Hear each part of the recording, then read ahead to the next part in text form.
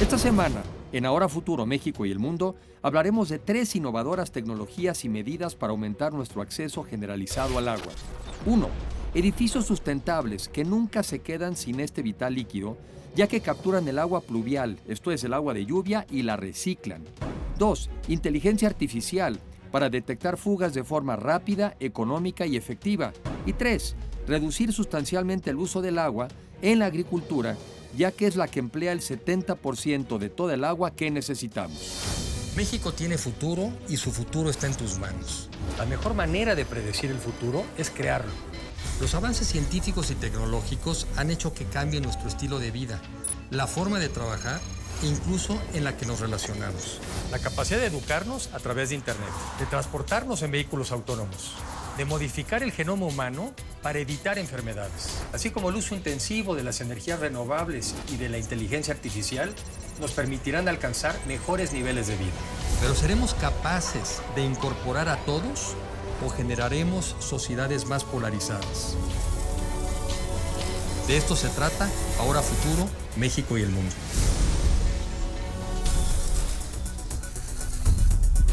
¿Qué pasa con el agua? ¿Por qué falta agua si uno dice, pensaría yo, tenemos lagos, tenemos los polos congelados, tenemos mar? ¿Por qué falta agua? Tenemos agua en el subsuelo, ¿por qué falta agua? Justamente creo que es una conciencia equivocada que se nos hizo desde que éramos pequeños al ver que estábamos en el planeta azul y que el ciclo del agua hace que tengamos agua ilimitada. Y la realidad es que de todo el 100% del agua que tiene el planeta, el 97% es agua salada. Es decir, de entrada no tenemos acceso a ella. Nos queda un 3% del agua, del cual el 70% está congelada. El 30% o 29% está en el subsuelo y el 1% está en las fuentes naturales. ¿Solamente una es como superficial? Exactamente, solo el 1%. Y para que te des una idea, México tiene el 0.1% de esa agua en su territorio nacional. Ahora, referente a tu pregunta, ¿qué está pasando con el agua? Primeramente, el agua es limitada. Hay una cantidad finita. Pero ¿qué pasa? Que la población está creciendo. En 1960 a cada persona le tocaban 10 millones de litros al año. Ahora nos están tocando 4 millones de litros al año. Y esto, si el consumo sigue igual, las estadísticas dicen que para el 2030 nos va a tocar 3 millones de litros de agua al año. O sea, ¿en qué nos estamos convirtiendo? Otro tema, la contaminación. Ahora, como tú mencionabas, el ciclo del agua ya se vio corrompido precisamente por la lluvia ácida, por ejemplo. Entonces ya no se está llevando de manera adecuada. Y como tercer factor, el calentamiento global.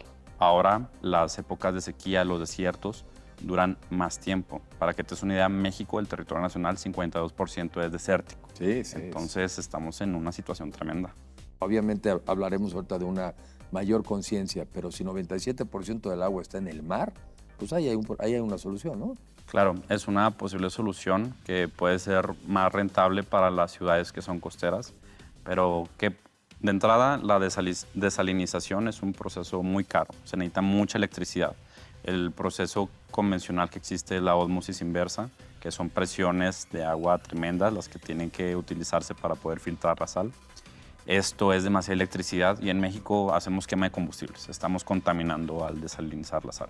Ahora, por un lado, ¿qué hacemos con tanta sal? La sal muera. Si la echamos al mar, estamos haciendo un mar muerto. Vamos a dañar los ecosistemas. Sonarán estas cosas caras, difíciles, en fin, pero es donde vamos a acabar, ¿no? O sea, de las cosas que vamos a acabar haciendo, de las muchas cosas que hay que hacer, vamos a acabar también sacando más agua del mar. Es probable. Sin embargo, con HydroSafe y con otros emprendimientos y otras tecnologías que están surgiendo en el mundo, antes de llegar a esa solución tan costosa, porque lo es, y que estaríamos quitando presupuesto quizás de otras cosas también muy importantes, estamos explorando soluciones que podríamos hacer con lo que ya tenemos, tanto en el subsuelo, como en la lluvia, como con lo que ya hay. Díganos un poco de tu empresa y justamente este tema que también es un número muy repetido de que cerca del 40% del agua se va en fugas. Y yo a veces he escuchado que entre que son fugas físicas, que se filtra, se rompen las tuberías, o a veces es la fuga en el sentido de que no te paga la gente el agua, pero más o menos es 40% del agua de la que estamos entre nosotros repartiéndonos se va? ¿Se evapora? ¿Se filtra? ¿Están rotas las tuberías? La respuesta corta es que están rotas las tuberías.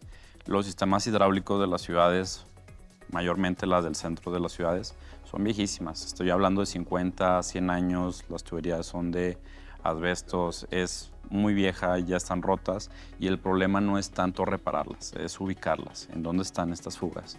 Ahora, estás muy informado en el tema porque sí es cierto que existe este tema de que no se está pagando el agua. ¿Es fuga real o es que no se está pagando?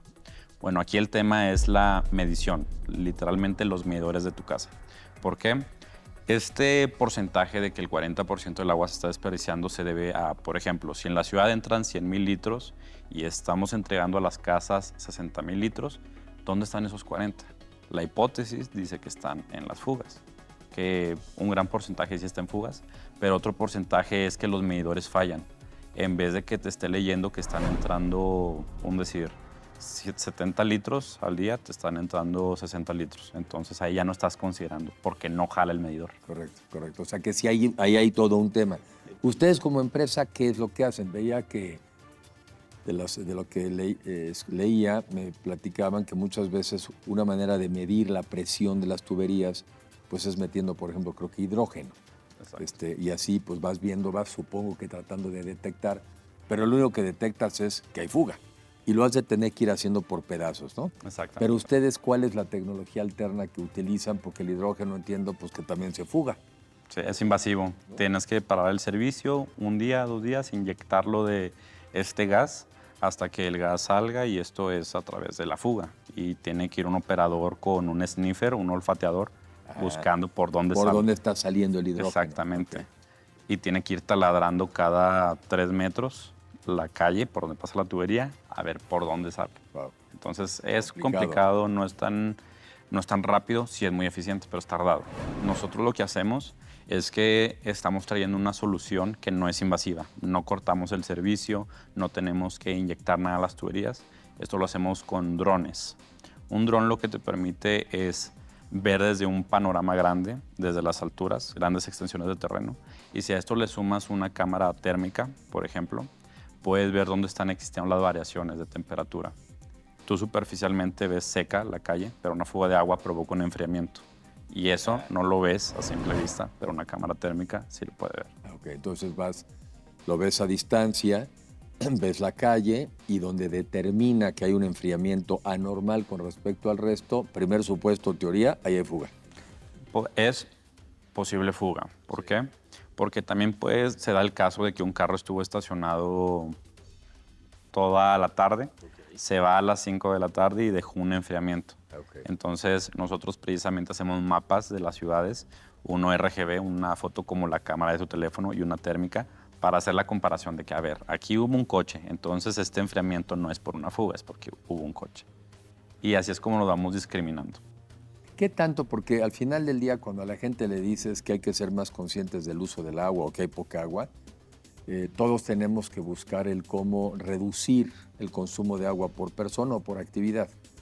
También de los datos así oficiales internacionales, normalmente lo que nos dicen es que el 70% del agua potable se utiliza en el campo. Entonces una primera reacción es, bueno, pues a enfocarnos en el campo, vamos a enfocarnos en tecnificar el campo. Siempre un poco yo hago la broma y no es echarse regaderazos más rápido. Exactamente. ¿No? O sea, no es lavarse los dientes con menos agua. Si el 70% del agua se va en el campo, no es ahí el primer esfuerzo, no digo el único, pero no debe ser ahí donde concentremos, además de la detección de las fugas. Sí, justamente estoy completamente de acuerdo con lo que dices. Justamente esa es una de las razones por las que nació HydroSafe, porque las personas tenemos un mundo de cosas encima. Tratar de cuidar el agua es un hábito que hay que hacer, es difícil, pero yo creo que es un recurso tan importante que incluso hay que ir más allá. Soluciones macro, que las micro son importantes, pero darle a las macro a través de la innovación. Lo que mencionas del campo es totalmente correcto. Ya existen innovaciones que cada vez se están haciendo más emergentes que están apoyando a esto, Como por ejemplo, ya existen unas hidrogeles.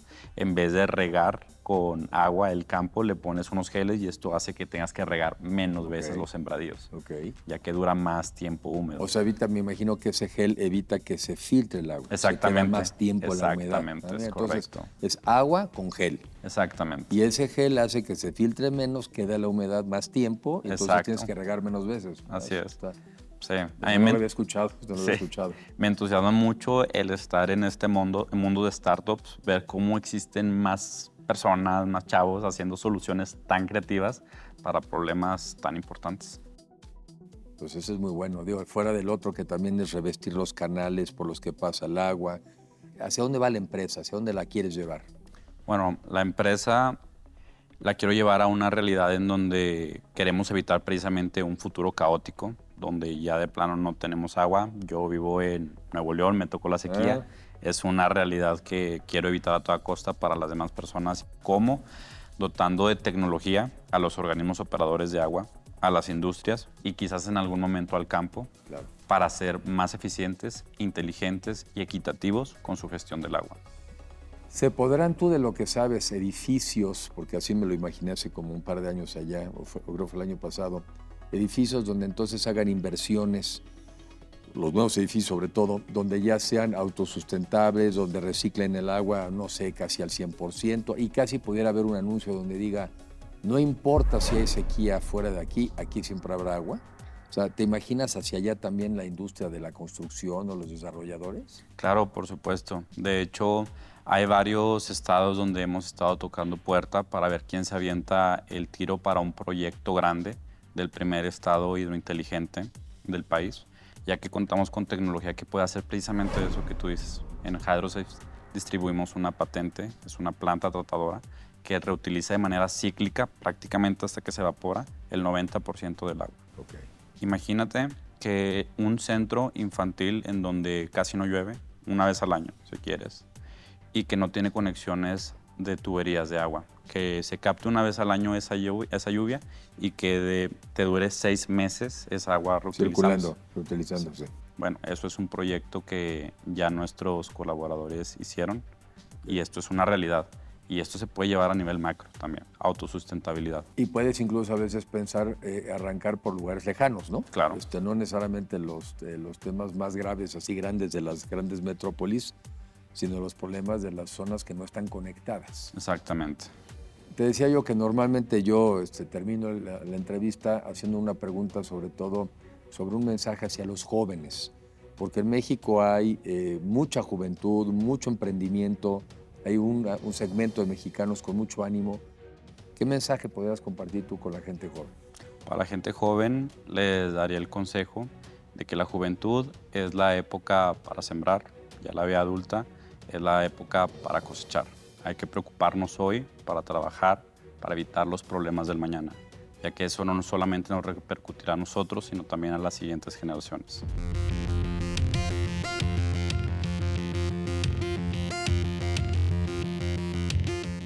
Pues como dice aquí Alejandro, y creo que en un tema central que es el agua, hay que poner nuestro talento a encontrar soluciones. Y recuerdo también con alguna persona que entrevistamos aquí que decía que hay que enamorarse de los problemas. Y me parece que el agua es un problema digno para enamorarse en el sentido de buscarle soluciones, de enfrentar los temas en el campo, en la industria, en las ciudades.